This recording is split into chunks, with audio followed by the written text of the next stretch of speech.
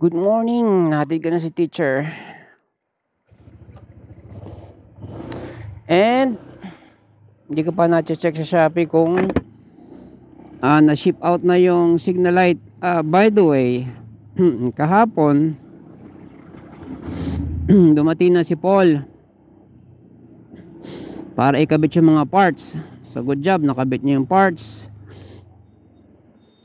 Bayad ako 850 labor. Uy, parehas. Ngayon,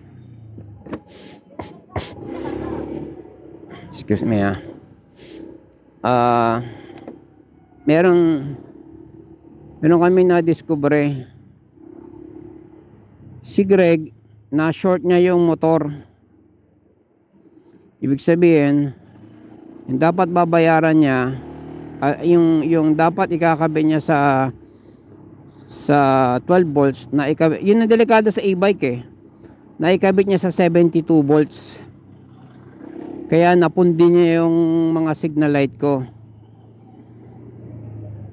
Problema kapag ang tao pinilit mo. Hindi ko naman siya pinilit, pero ginamitan ko siya ng technique para magpunta, kasi hindi talaga siya nagpupunta So nagpunta sa pilitan, sabay ganun nga nangyari, na-short niya. Nung na-short niya, saka siya nag-repair ng talagang expert sa e-bike. Kasi nga hindi pala siya expert sa e-bike sa keso.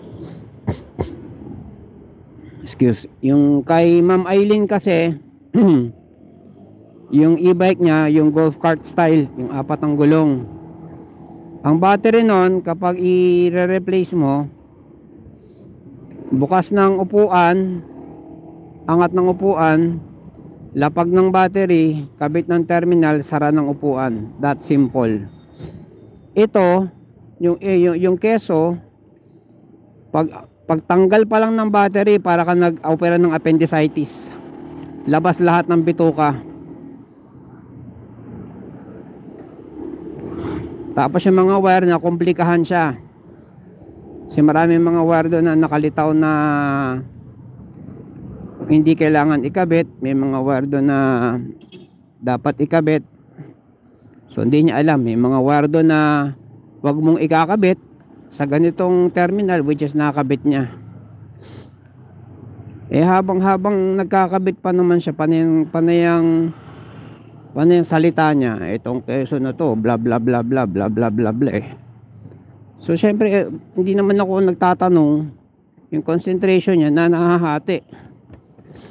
Yun, naikabit niya sa 72 volts. Pundi ang mga signal light. Sabi ko kay Paul, sisingilin mo ba ako sa labor ng na yan, kabit ng signal light niyan, kasi i-order pa natin. Sabi niya hindi na. Sisingilin mo na ba ako ng, okay, klaro, sisingilin mo na ba ako ng buo ngayon? Ngayong i-order pa natin, aantayin pa dumating bago maikabit? Sabi niya, oo.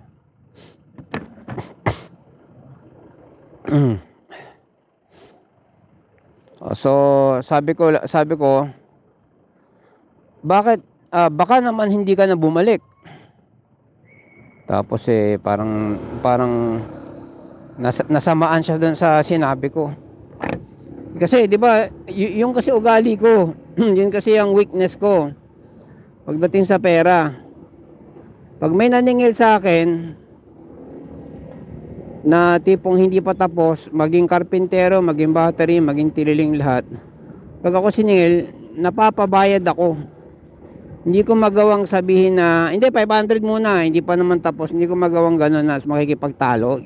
Si teacher mahusay sa gano'n yun pakikipagtalo. Halagang piso, pinagdidiskusyonan pa namin yun sa mga kwentahan. Kasi sila sa usapan ng mga sa kantin, sa teacher, sa bata, nagpipirmahan pa yan, halagang 10 piso. Nasa papel pa yan. Kaya eto na naman ako, binayaran ko ng buo 850. Pero aantayin pa yung signal light na dumating, na quote and quote libre na. ang kabit. Kasi dapat nga talaga libre na dahil yun ang aayusin eh. Hindi lang na foresee ni Paul na baka sira din yung signal light. Ang ano lang doon kasi, syempre kapag home service, kada punta mo diyan may gastos 'yan. 'Di ba? Kung motor man ang gamit niya, may gasolina yan, naka e-bike siya. So syempre kada alis mo pa rin yung charge lahat-lahat.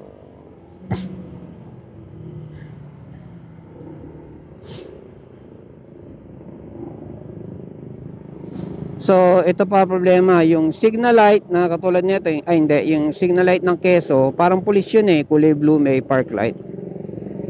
Hindi ko na lang pala tatanggalin yun. Yung signal light nun, hindi, tatanggalin daw kasi redundant na itsura nun eh. Yung signal light nun, tatanggalin tapos ipapalit yung yung binili ko.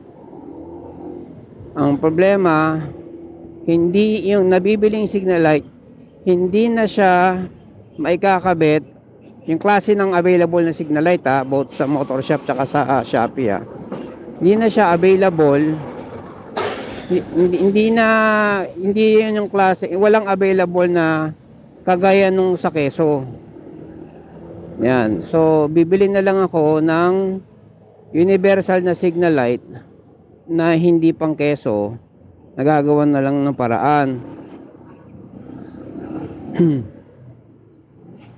Which is mabuti naman, merong pwesto doon na butas doon sa Manibela, sa poste ng Manibela, na pwedeng pagsaksakan ng nabibiling signal light sa Shopee. At sa likod, hindi ko pa alam, pero yung maliit na klaseng signal light yung binili ko, pinakamaliit na meron na na external, kasi ang nasira doon yung yung internal na LED. Ganon.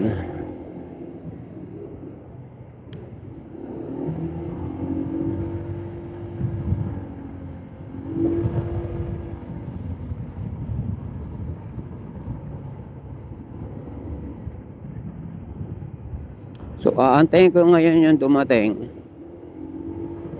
at sasabihan ko si Paul pag nandyan na. Ito yung ini-expect ko. Andyan na yung signal light, tapos si Paul hindi mo na mahagi ilap. Yun ang worst case scenario.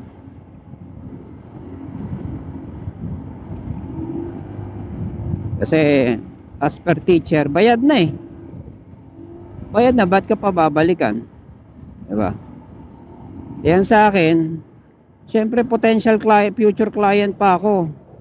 Pag pinagbuti mo yung serbisyo mo, kung ano man ang magiging malit lang mundo ng e-bike eh. Kung ano man ang magiging future ko, syempre needs ko na home service. Syempre siya yung kukontakin ko, business yun. 'Di ba? Business yun pag pinagbuti mo.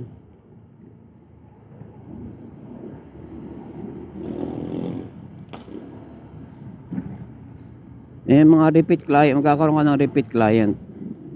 Hindi kagaya ni Tililing na talagang naghakot ng gamit. Ultimo yung lubid ko na binili ko sa hardware. Kano rin yun, tinangay. Yung lubid, yung hub, yung ano-ano pa mga tinangay niya. Ba hindi na nagpakita. Ako lang talaga na busy ako ngayon. Alam niya na busy akong tao eh. Kaya ako primary target ako sa ganyang scam.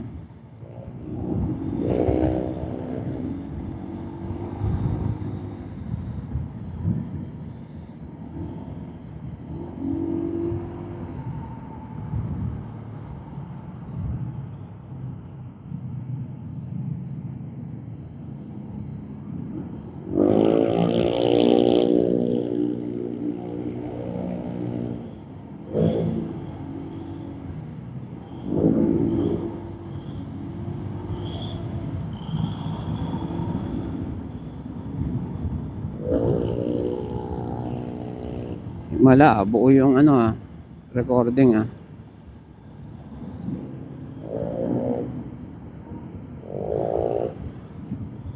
Paano yan, umaambon. Baka tumuloy yung ulan. Parang electric tong Honda na to Uso na yung sa mga kotse yung diretsuhan, yung ilaw sa likod Uy, dami nila, 3.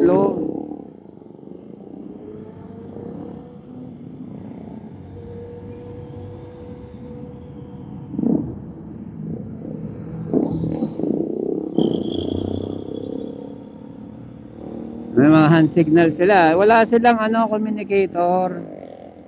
Hanggang hand signal lang.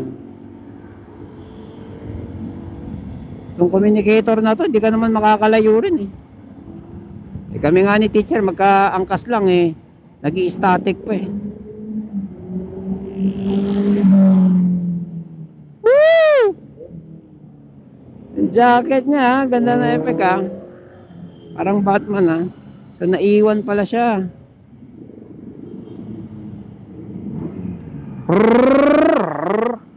Uy, Honda rin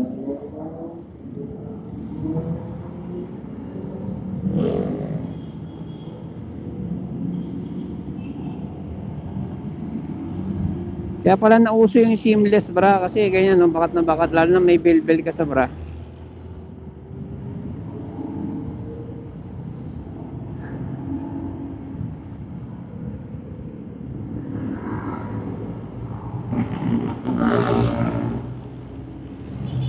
Pag may idea ka lang talaga ibenta mo i-ano mo gawin mo bebenta yan kakapera ka.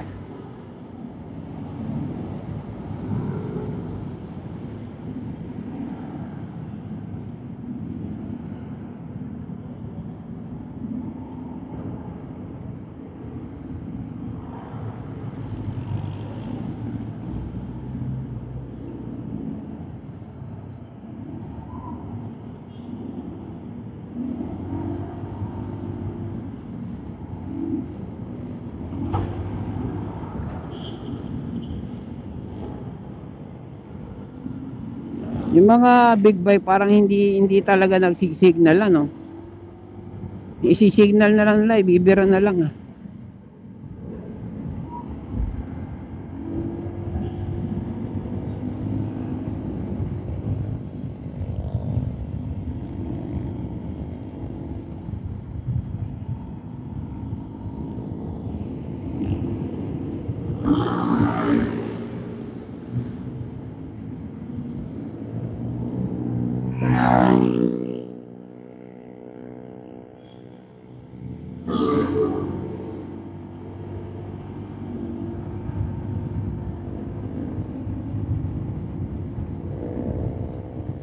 Paano ba maglinis ng gloves? Ito kasi yung gloves ko nalalaspag, nagtatas-tas dahil nilalaban. Dito kasi nilalaban ng gloves leather leather na gloves. Pinupunasan lang daw ng damp cloth. Tapos ini-air dry, hindi siya binibilad sa araw. Kung hindi, ganito mangyari sa akin tas. Pag nag-aamoy alipungan na kasi lalo na yung tag-init, pinapawisan kamay mo. Sinasalang ko talaga to sa washing. Pero turo nila, si naman Adobo Moto, ang lang niya raw yung vodka, haluan ng tubig yung vodka, spray sa tapos air dry din, spray sa loob. Ganun lang. Pati yung Italian na isang beses ko lang napanood pero very yung description, paano ba i-describe yun, mesmerizing yun yung vlog niya. Italian siya, leather maker, hindi pang motor, yung pang cold weather lang na leather. So, ang ganda ng niya, sinample niya, nagawa niya na glove na leather, na sinample niya kung paano linisin, paano ingatan, ganun. So ang turo niya, damp cloth lang daw, Tapos meron parang leather lotion something. Leather cream something ganon na nabibili. Yun lang daw ipapahid. So hindi talaga pinalalabhan ng leather.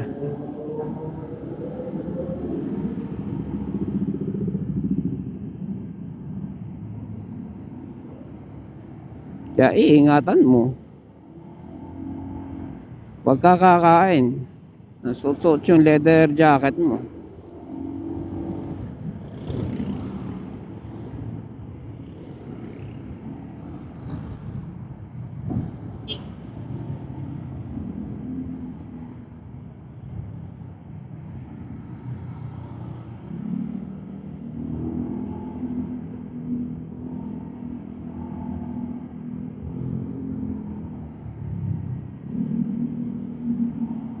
$29 ngayon, mamayang gabi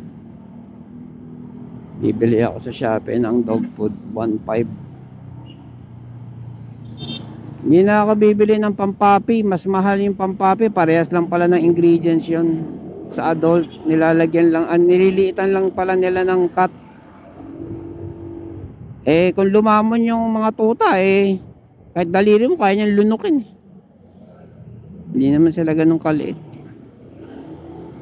Kasi laki na nila yung terrier ko na mukhang basahan. Ang bilis lumaki. So, pag-iisahing ko na lang sila. Pag-iisahing dog food. Tapos, sinahahaluan ko na rin ng kanin. Turo yun ng isang vlogger na breeder. Sabi niya, meron siyang husky. Sabi niya, ganito ginagawa ko kapag gusto kong pakapalin yung alaga ko, sabi niya. Gusto mo lang pakapalin.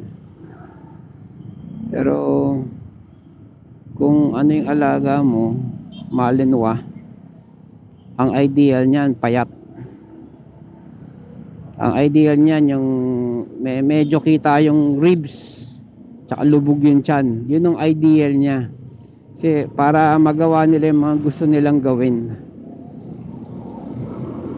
Ganon din yung yung pitbull. Kailangan kita yung huling ribs, kapayatan.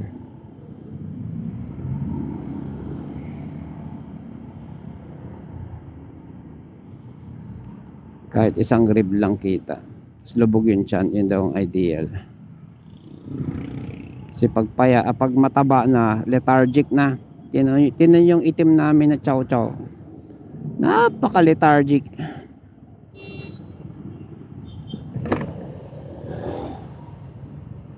Hindi kagaya pag payat, hyper.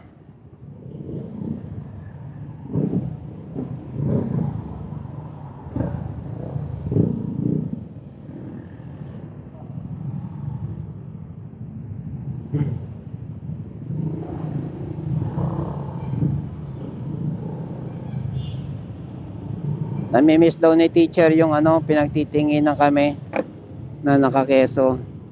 Sabi ko, meron ding tumitingin na sa naka-ADB, hindi lang yung nagpapahalata.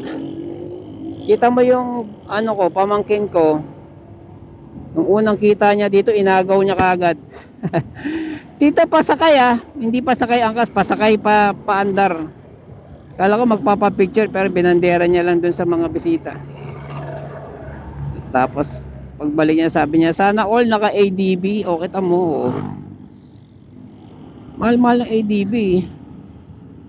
Hindi lahat ng gusto magka ADB na bibili o nakakabili ng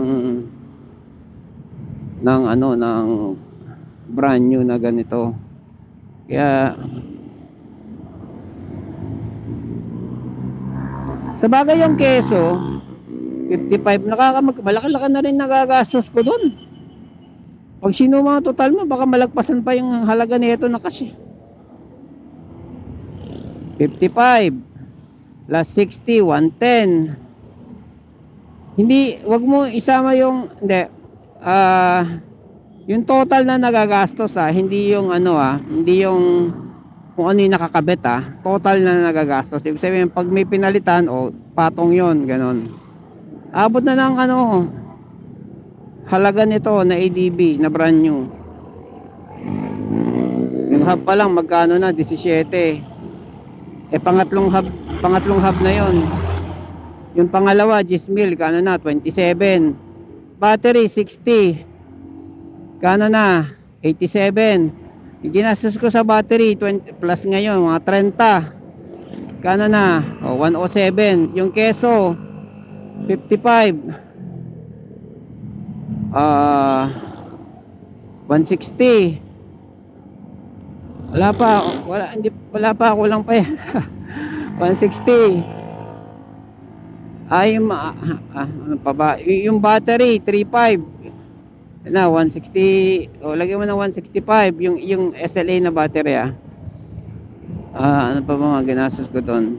Yung mga stand, side stand, yung angkasan 118. Lagyan mo ng 65. Yan 165. Dami pa. Yung top box 3 plus 38. Lagyan mo ng 170. Halos na rin. Halos plus ngayon ginastos ko kay Paul. Halos para na rin siyang ADB sa nahalaga sa gastos dito. Siyempre hindi isang bagsakan, pero alam niyo yun, kapapalit pag nasira, tapos upgrade ganyan.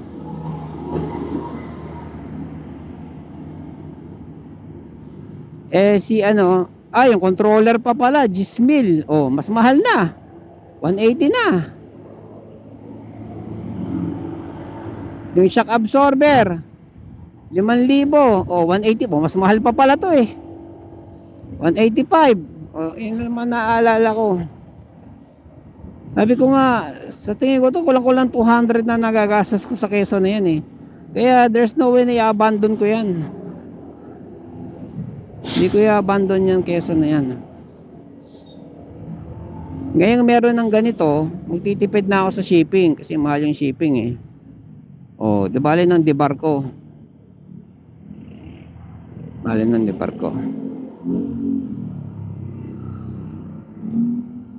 Basta mas mura, ganon.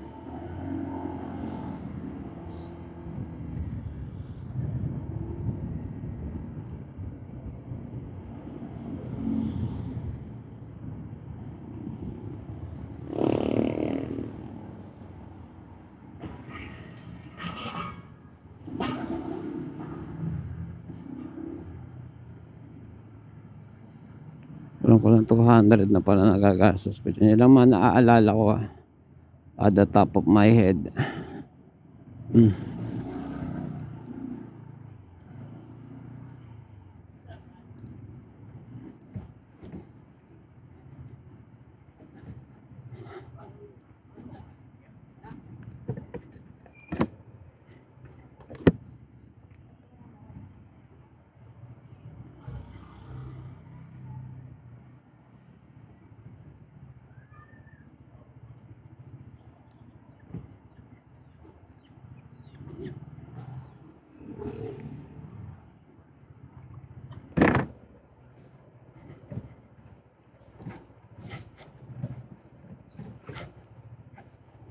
Alam niyo yung pag nakatira kayo sa lugar na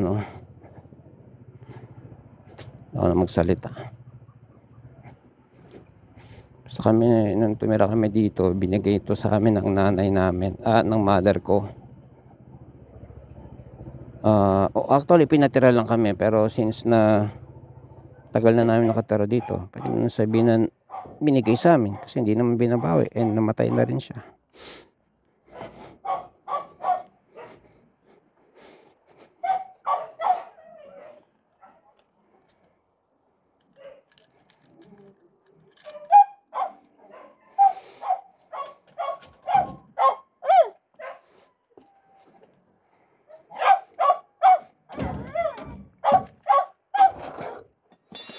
Wala kaming kamuwang-muwang sa Kalakaran, sa ganitong lugar, kasi galing din kami sa dun, nakatira kami dun, umuupa kami dun sa school malapit. Pinalayas kami doon, hindi dahil sa hindi kami umuupa, nagbabayad ng upa, pero pinalayas kami dahil gagamitin na raw ng anak niya yung bahay, yung apartment. So nasa kariton lahat ng gamit namin, hindi namin alam saan kami titira. Mga rep, washing machine, damit, sa kariton literal. Nalaman ng mother ko, sabi niya, sige, tama, bakante ito itong bahay na to, bakante to, kakaalis lang ng umuupa, dun muna kayo or dun na kayo. Kaya kami napalipat dito. Rights lang naman to meaning paunahan na lang sa bakod. Marami ka alam sa ganito. Sino mas matapang, siya yung mas makaka-survive, makakalikom ng lupa. Ito kasi nabili namin to, ganito na. Hindi, actually malaki. Inurong lang ng inurong. Kaya yung mother ko nakiusap dun sa kuya ko na gastusan mo muna lagyan ng hollow blocks, kundi mauubos yung lupa na binili ko. Mahal din bili niya dito Anyways, so yan yung keso ngayon. Ito yung keso. Say hi muna to Demon Slayer. Hi Demon. Yan, keso. Binilang ko to ng jacket. Ito may jacket din to, para kapag siya. Ayun, signal light na lang kulang, so gagana rin yan. Antayin na lang natin sa Shopee. Alright, see you later. Bye.